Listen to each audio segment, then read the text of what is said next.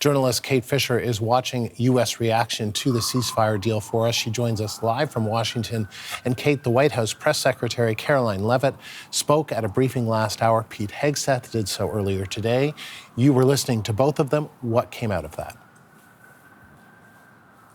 Yeah, well, let's talk about Caroline Leavitt, first of all. She's just finished briefing reporters in the White House, and as she came to the podium, the Iranian state news agency had stated that the Strait of Hormuz was once again closed to oil traffic, which is, of course, against one of the supposed agreements of this ceasefire deal. And she was asked immediately about that. She said those reports were false and were part of conflicting messages from the Iranians. Here's what she had to say.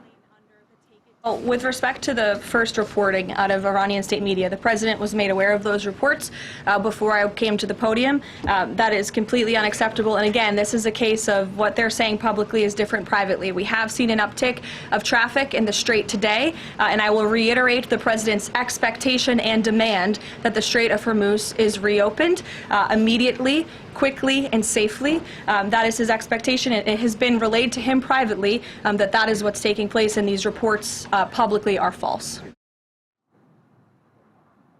The sticking point here seems to be that Iran and Pakistan, who's been mediating these talks, say that Lebanon should also be off limits. Yet Israel is continuing its bombing campaign in Lebanon.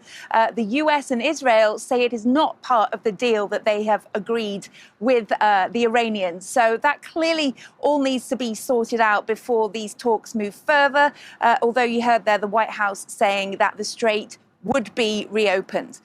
Another issue of difficulty, given this ceasefire, this current supposed ceasefire for 2 weeks, is that the Iranians still have hundreds of pounds of enriched uranium in their country. And Pete Hegseth, the Defense Secretary, the Secretary of War, was asked about this morning, and he said that they would still go back to get it if the Iranians didn't hand it over. So right now it's buried and we're watching it. We know exactly what they have, and they know that, and they will either give it to us, which the president has laid out. They'll give it to us voluntarily. We'll get it. We'll take it out. Or if we have to do something else ourselves, like we did Midnight Hammer or something like that, we reserve that opportunity. But what's clear, what the new Iranian regime knows, is they'll never have a nuclear weapon or the capability to get a path to one. Well, Caroline Leavitt reiterated that was a red line for Donald Trump, that they would not have a nuclear weapon. And she said that the Iranians had indicated that they would hand over their enriched uranium, and she hoped that would happen diplomatically.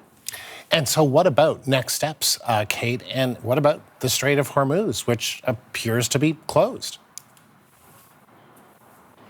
Yeah, it's very unclear as to when that will reopen.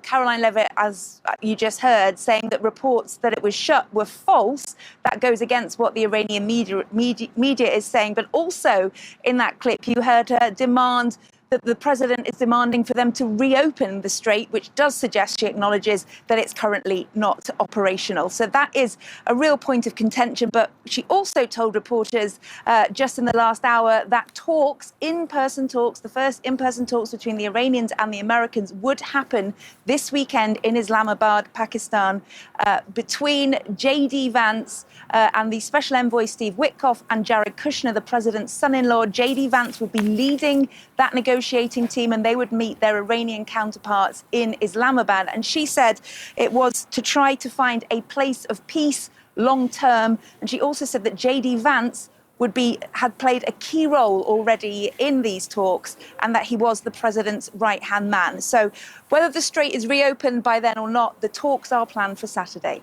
Kate, thank you. That's journalist Kate Fisher, live in Washington.